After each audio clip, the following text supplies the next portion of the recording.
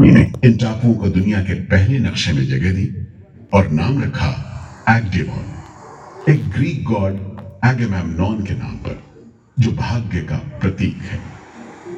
इन टापुओं की तरफ लोगों का आना शुरू हुआ। धर्म प्रचारक, लुटेरे, बागी, मल्ला, किस्मत आजमाने को निकले जहाजी, हर तरह के लोग यहां आते रहे। 18वीं सदी के अंत में ईस्ट इंडिया कंपनी ने इन टापुओं पर एक बस्ती कायम करने की कोशिश की और यहां लेफ्टिनेंट आर्चिबाल्ड ब्लेयर को भेजा, मगर यह कोशिश नाकाम रही और अगले 60-70 बरस तक किसी ने इन टापुओं की सुध नहीं ली।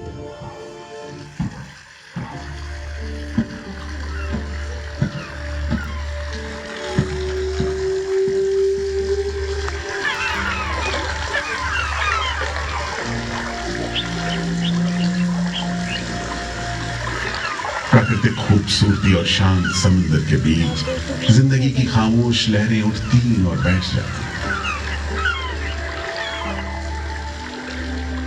उगते सूरज के साथ पक्षी जागते और डूबते सूरज के साथ इन टापुओं पर जिंदगी सुकून से सो जाती।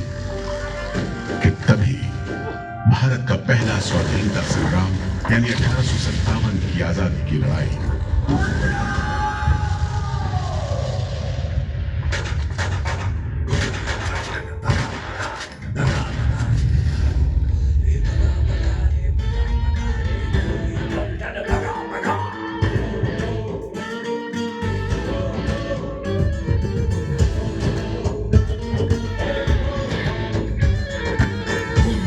सन 57 में मंगल पांडे की ललकार, उठी सन 57 में मंगल पांडे की ललकार। भारत छोड़ो जाओ अपने देश से बाहर, रानी झांसी तात्या तोपे, रानी झांसी तात्या तोपे, राजी दिल्ली दरबार।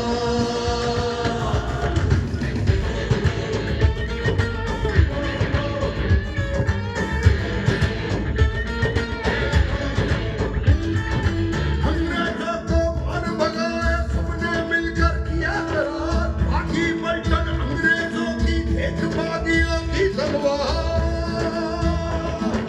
जली मशाले आजादी की तोपे गरजे बारंबार।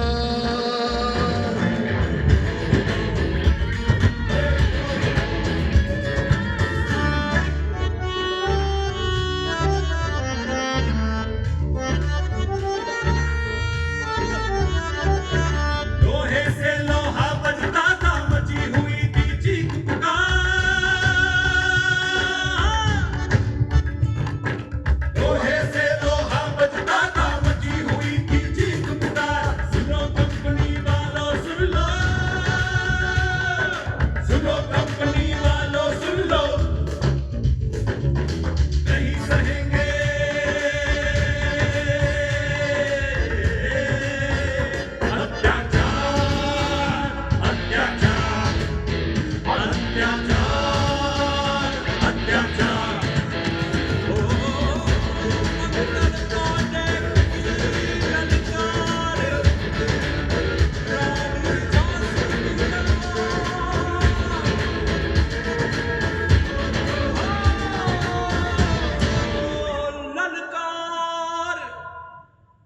जल्द ही बगावत की लपटों की तपिश शांत पड़े अंडमान द्वीप समूह पर पड़ने वाली थी। आजादी के मतवालों को सबक सिखाने के लिए फिरंगी सरकार ने 15 जनवरी 1858 को पूरे के पूरे अंडमान द्वीप समूह को एक कैद खाने में बदलने का फैसला किया। His Excellency गवर्नर जनरल ने काउंसिल में ये फैसला किया है कि अंडमान आइलैंड में कैदियों की एक बस्ती बनाई जाए। इसमें शुरू में ऐसे मुजरिम रखे जाएं जिन्हें बगावत और राजद्रोह और इससे ताल्लुक रखने वाले दूसरे अपराधियों के लिए कैद या देश निकाले की सजा दी गई हो। और इस तरह अंडमान द्वीप समूह की पुरानी खाड़ी का नाम लेफ्टिनेंट आर्चिबाल्ड ब्लेयर के नाम पर पोर्ट ब्लेयर रखकर मुजरिमों की बस्ती कायम की गई। सन 57 के वीरों के नक्शे कदम पर कुछ ही साल बाद अंडमान की धरती पर पैर रखे वहाबी आंदोलन के राजनीतिक बंदियों ने 1860 से 1872 के बीच बहुत से वहाबी आंदोलनकारी अंडमान भेजे गए। सरहदी सूबे का रहने वाला एक पठान शेर अली आफरीनी भी अंडमान में उस समय उम्र कैद की सजा काट रहा था और अंग्रेजों से बदला लेने के लिए मौके की तलाश में था।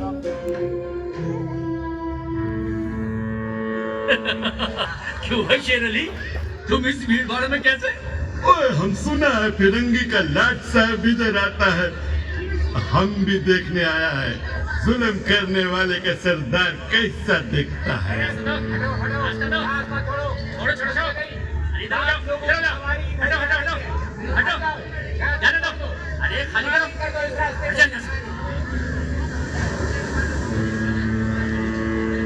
अरे देखो देखो, आ गए लाट साहब, अंग्रेज बहादुर आ गए। हटो हटो हटो। मिस्टर बर्न, मैं सोचता हूँ कि इस खूबसूरती के बीच रहने के लिए प्रिजनर होना भी मैं एक्सेप्ट कर लेता।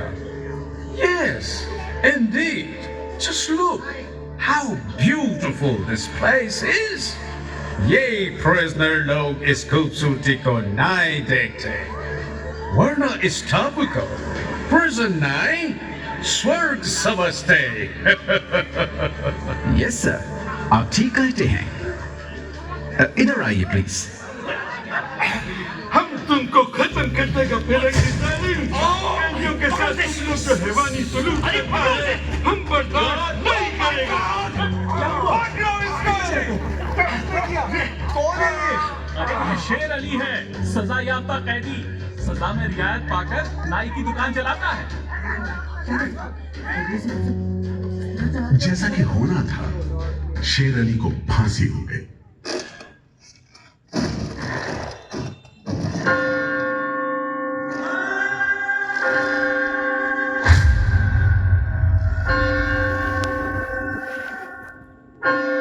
शायद इसी घटना का असर था कि ब्रिटिश सरकार ने कैदियों के साथ और भी कड़ाई बरतने के बारे में गंभीरता से सोचना शुरू किया।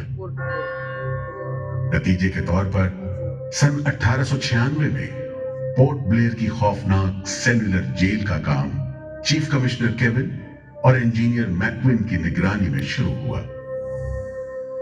यूरेनस मैक्विन, आपकी जांच पूरी हो गई? यस सर, हमने पूरा टापू का मुआयना कर लिया है।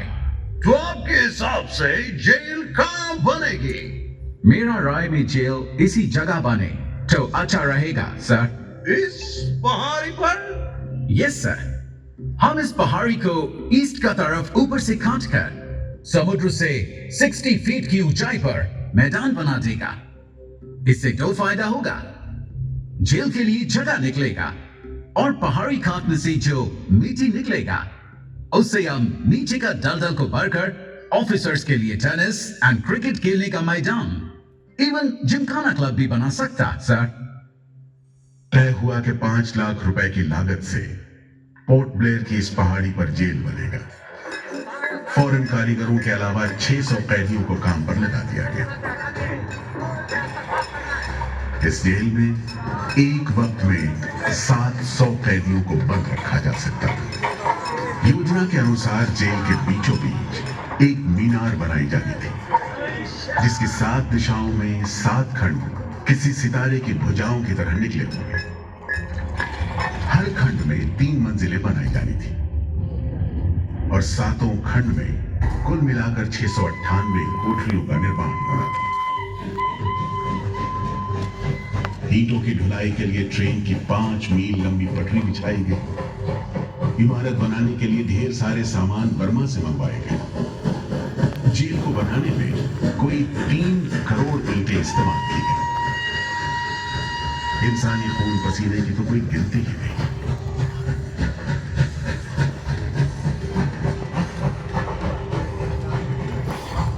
सुबह दोपहर शाम रात कोड़े चलते रहे और काम होता रहा।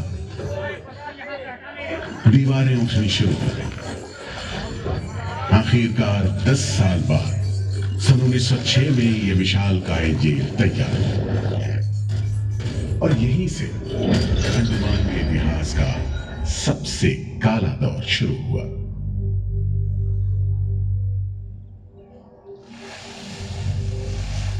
हाँ, सच कहते हो। आज भी उस दौर को याद करके झुरझुरी सी हो जाती है। मैं पुराना पीपल का पेड़ जेल खाना बनने के इस लंबे अरसे में हर रोज अपनी जान की खैर मनाता रहा, क्योंकि इस पहाड़ी पर उगे हुए घने जंगल साफ करने के दौरान बहुत से लोग थे जिनका ख्याल था कि मुझे भी और पेड़ों की तरह काट गिराया जाना चाहिए, लेकिन मैं बच निकला। मेरी किस्मत में शायद खड़ा रहकर इस जेल में होने वाली यातनाएं देखना लिखा था। हर एक कैदी जेल के फाटक के भीतर आकर मेरी डालियों के नीचे से ही निकला है।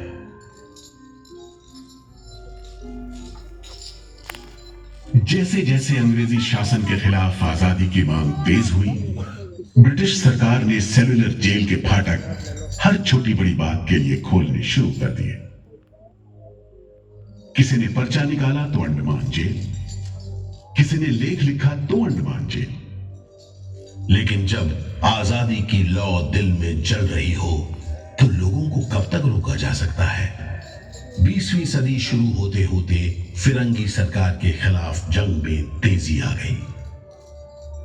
अलीपुर षड्यंत्र कांड, चटगांव डकैती कांड, काकोरी कांड, लाहौरी बम कांड, मोपला विद्रोह, नासिक षड्यंत्र, कितने मामले गिनवाएं, ये सूची लंबी है।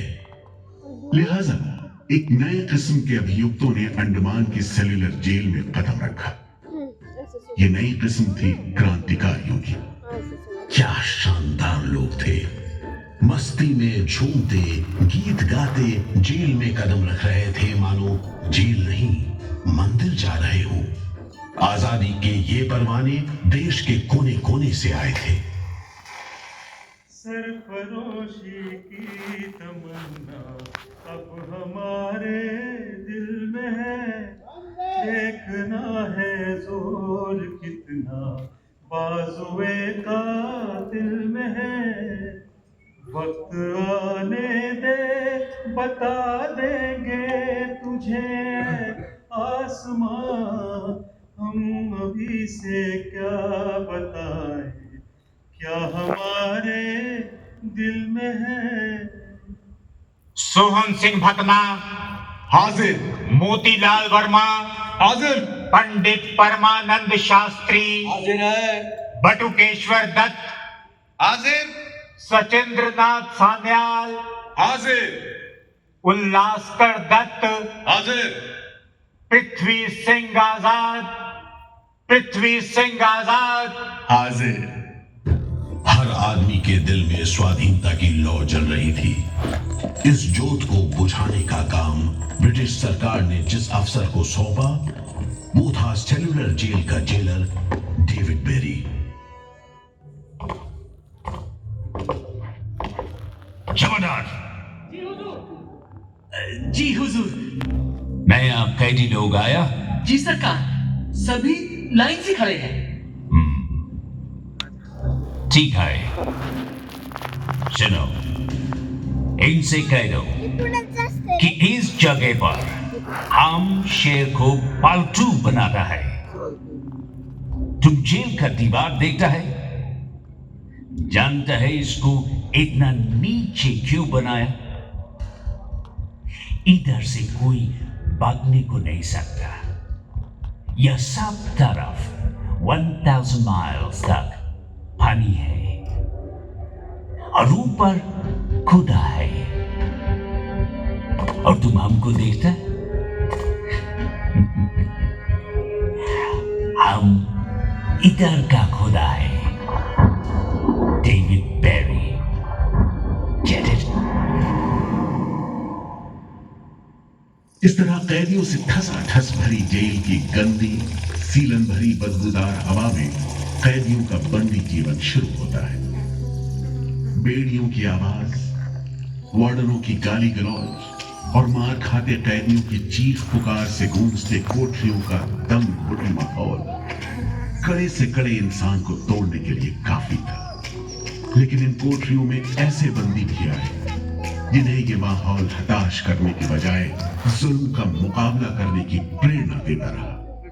वीर विनायक दामोदर सावरकर, ये नाम ऐसे ही बंदियों में बड़े सम्मान के साथ लिया जाता है। जयोस्तुते ते जयोस्तुते ते जयोस्तुते ते जयोस्तुते ते जयोस्तुते ते जयोस्तुते ते जयोस्तुते ते जयोस्तुते ते जयोस्तुते ते जयोस्तुते ते जयोस्तुते ते जयोस्तुते ते जयोस्तुते ते जयोस्तुते ते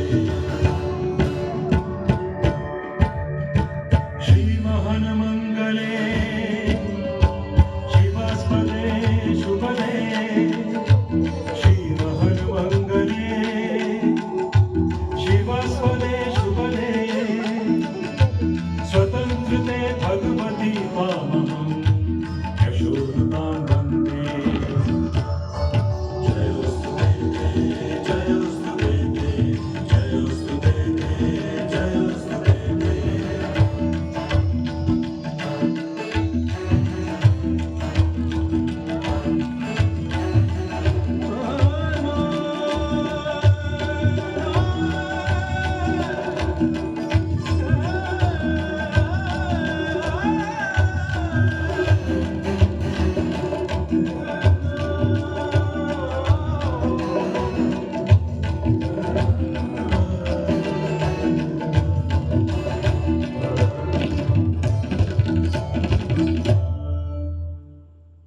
बेड़ियों में जकड़े वीर सावरकर जब सेल्यूलर जेल के अहाते में दाखिल हुए तो उनकी जंजीरों से जुड़े लोहे के पट्टे पर उनके जेल की